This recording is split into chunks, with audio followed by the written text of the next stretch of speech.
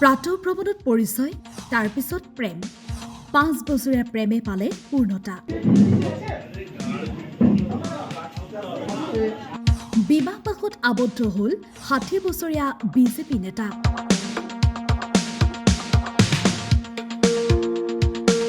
BJP মহিলা মৰ্চাৰ নেত্ৰী ৰিংকু মজুমদাৰৰ সৈতে বিয়াত বহিল দিলীপ ঘোষ।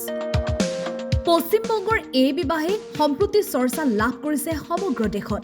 চৰ্চাৰ কাৰণ 60 বছৰ বয়সলৈকে জীৱনসংগীৰ আশাত থকা পশ্চিমবংগৰ ভাৰতীয় জনতা পাৰ্টীৰ প্ৰাক্তন সভাপতি দিলীপ ঘোষ। সকলোকে আচৰিত কৰি পৰম্পৰাগত ৰীতি নীতিৰে বিজেপি মহিলা মৰ্চাৰ নেত্ৰী ৰিংকু মজুমদাৰৰ সৈতে বিবাহপাশত আবদ্ধ হ'ল 60 বছৰীয়া বিজেপি নেতাগৰাকী। 2021 চনতে প্ৰাতঃভ্ৰমণলৈ যাওঁতে পৰিচয় হৈছিল দুয়োৰে মাজত।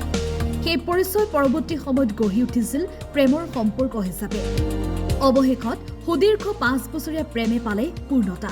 বিজেপি নেতা দিলীপ ঘোষৰ কলকাতাৰ নিউ টাউনস্থিত বাসগৃহত সম্পন্ন হ'ল বিবাহ। এই বহু চৰ্চিত বিবাহৰ অভ্যৰ্থনা অনুষ্ঠানত অংশগ্ৰহণ কৰিছে বহুকেইজন শীৰ্ষ ৰাজনৈতিক নেতায়ো।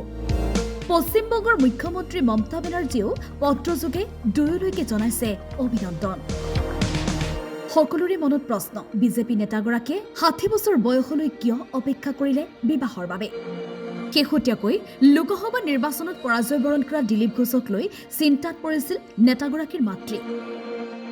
বৃদ্ধাৱস্থাত পুত্ৰৰ সংগী হ'বলৈ মাতৃয়ে পুত্ৰক বিয়া কৰাবলৈ কৰিছিল অনুৰোধ। মাতৃৰ অনুৰোধ ৰক্ষা কৰিয়েই বিবাহপাশত আবদ্ধ হ'ল দুয়ো।